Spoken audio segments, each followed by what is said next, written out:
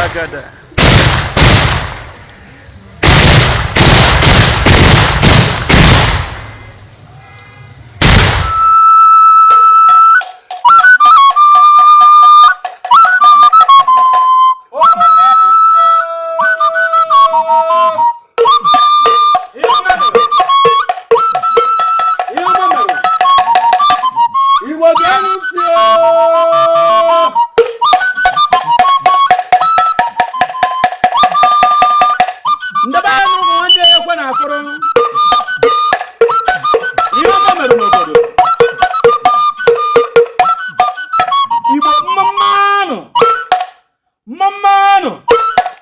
Igbo kwezuonu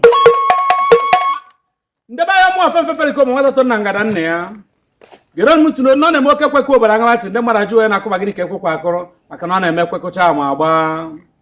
uchanu tunde ba kan koru na akora akọ keji agba ma uri na amuta ihe Igbo munuze mu ọzọ n'ogiriga ahụ 1990 ka nwokorobịa ahịa Ochedi jewere akwụkwọ na University of Nsukka nke dị n'obodo Enugu ndeba ya ka ọ na wee kwudo amụghị ọma ahịa Erika ha na-abụ wee dịba na mma na ndị Igbo munuze mu ọzọ mgbe ha ji wee gụkọ akwụkwọ ya wee ije lọv wee si n'oyi wee ghọrọ ọnụnụ ha wee nụọ biri n'udo dịka di na nwunye na nne ndeba ya n'eziokwu eziokwu nna m gwara m na onye nụtara ezi nwaanyị ya goliwe n'eziokwu eziokwu na odo nwaanyị na ọya aka nka n'ụwa nna m sịkwanụ m na ezi nwaanyị dịkwa n'ụkọ n'ọya ka Igbo ji asị na anya hụrụ ugo nwere ya ugo na ugo amaka mma na nnu ndebe anyị ọkwana ya ọnọdụ di na nwunye ha bi n'ụlọ ka ha biri bie ọgụ ahụ ma ha mụtaghị nwa na ya ka ndị iro na wee kọ ya wee ezi nwaanyị ezi dị na-arụ ọnụ nwa a na-aji ya ma ọwụ nwoke ka ọwụ nwaanyị ọtụtụ na-akpọ osisi amịghị mkpụrụ Igbo mụrụ nze m ọzọ na ya ka ụmụnna dị nọkwa na-akọ ya wee okorobịa lụtara ezi nwaanyị ọnụ a na-ajụ ya ma o zukwere oke na nwoke a na-enye ya ajọ ọmụma ya chụ na nwunye ya n'ezie ka o jee nụrụ nke ọhụrụ na ihe nwoke ji anụ nwaanyị n'ọkwanụ maka nwa o wee gwa ha mba na ya hụrụ nwunye ya n'anya ma ọ dị mma ma ọ dị njọ na ha ga-ebi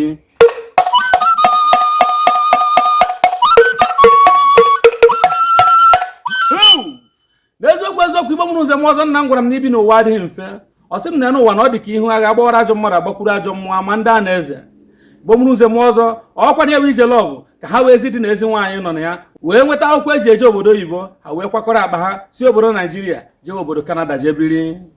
na nnu ndebe anyị nna m gwara m na Chukwu ya emere ebere ka ọ ya emere ebere ọ sị m na Chukwu ya emere amara ka ọ ya emere amara na chi adịghị ka obi ndị iro Igbo mụrụ nze m ọzọ omeghe ụzọ omeghe ọnwa ya wee ezi nwaanyị a na-akọ ọnụ nwa wee tụrụ ime na obi di ya wee mụọrọ di ya ọ nọchiri obi Igbo mụrụ nze m ọzọ ọkwa na aṅụrị ka ya ụdị nwe ụlọ ji wee nekọta agadaga nwoke ya nwaanyị mụọrọ ya o wee baa ya kene Chukwu na-agwa ụwa ha kenerie Chineke na-enwe ihe nyere Chukwu n'omume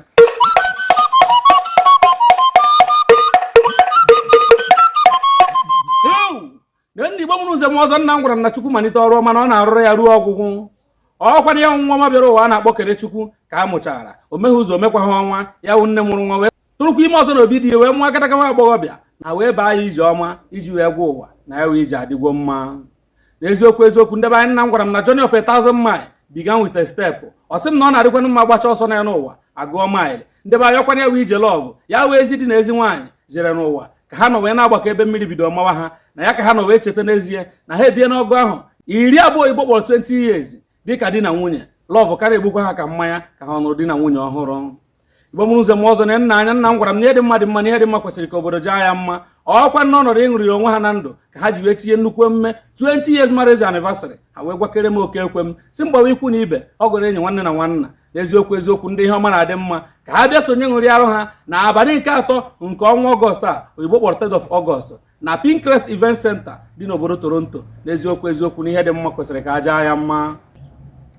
na ndị Igbo mụrụ nze m ọzọ nna m gwara m na girigiri ugwu eze nji na-agwa ndị ihe ọma na-adị mma na eziokwu eziokwu ka anyị pụta sonye na ya wụ nnukwu emume n'ezie na onye ṅụrịara ihe ọma ka ihe ọma na-abịara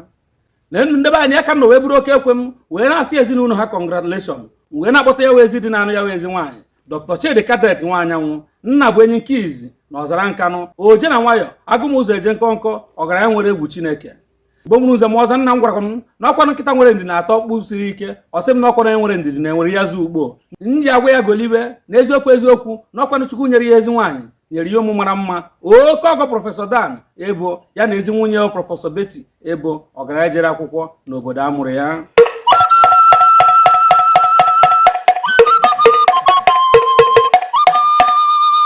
gụchanụ ntụ na Igbo mụrụ nze m ọzọ ka nkọrọ unu akụkọ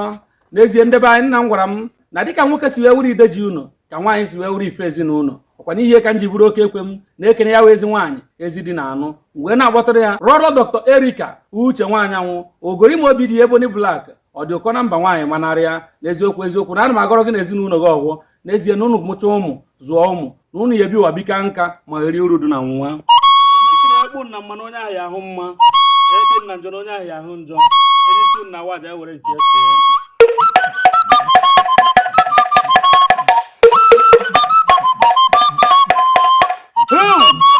n'eziokwu igbo mụrụ nze m ọzọ ụcha na otu nna m gwara m n'ezie na agha akara akarị ha eri nwa ngwọrọ wee na-agwụ n'igbo ndị be anyị na-achịwara wee hụgo nkwọ maka ya wụ nnukwu emume 20 years marriage anniversary nke ha wee ezi nwaanyị na ezi di eziokwu ndị be anyị wee burukwe n'oke ekwe m jewe ka ọ ghara ime m n'inyo nna agwọ dịka dibịa okorobịa ji ọja agba afa ka o were ọja duru m jewe